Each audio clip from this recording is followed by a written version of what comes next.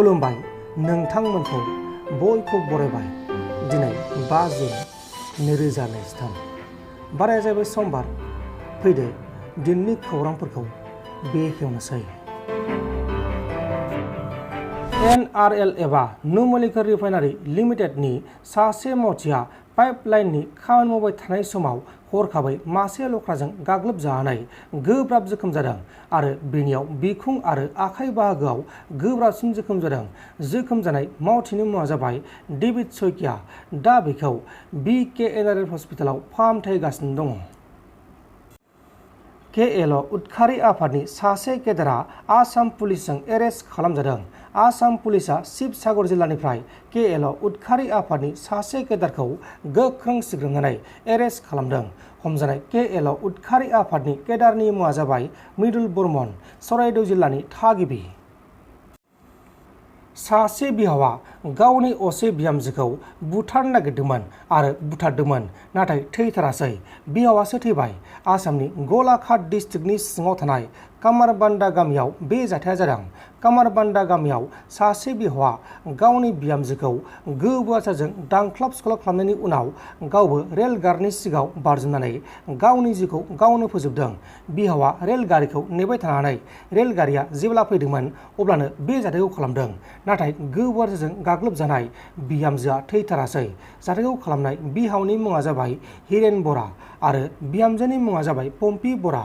बे समाव बिहामजो पम्पी बराखौ साखाथिनि फाहामसालियाव फाहामथाय होगासिनो दङ, नाथाय हिरेन बराया गावनि बिहामजोखौ मानो बुथारनो नागिरदोंमोन बेनि गुबै जाहोनखौ मिथिनो मोननाय जायाखै।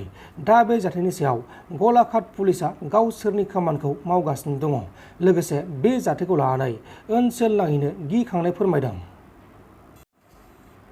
गुवाहाटी नोगोरमानि लख्रा ओनसोलनि सिङाव थानाय लालुंगावआव थांनाय 1 जुनाव जानाय जाथाय, जाय जाथाया ओनसोल नाङैनो गिखांहोदोंमोन एबा गावनि असे बिसिखौ बुथारसे बुथारनानै बिसिनि गोथै सहखौ बाक्सु सिङाव सानथामसिम सोना दोननायनि उनाव मोनामग्लुंहोनायनि उनाव जाथाया सोराङाव फैदोंमोन।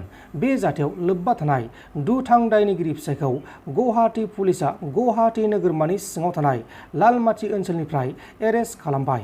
हमजानाय दुथां फिसायनि मुङा जाबाय समेन गस्वामी आरो बुथारजानाय बिसिनि मुङा बासन्ती बैसोमोन। बे समाव समेन गस्वामीखौ पुलिसआ एरेस्ट खालामनानै जोबथेसालिसिम दैथायहरनाय जाबाय।